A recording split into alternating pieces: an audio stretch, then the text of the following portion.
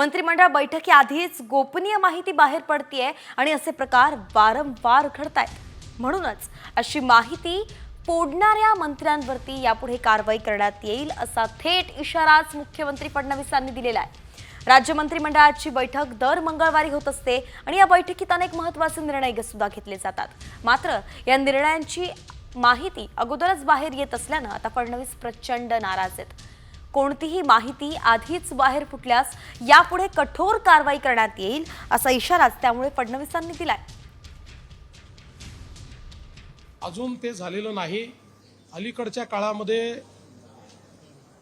Cabinet व्हायच्या आधी काही लोक अजेंडा छापतायत, ही चुकीची पद्धत आहे आणि मी मंत्र्यांना देखील सांगितलेलं आहे की आपल्या कार्यालयांना सांगा, अन्यथा मला कारवाई करावी लागेल।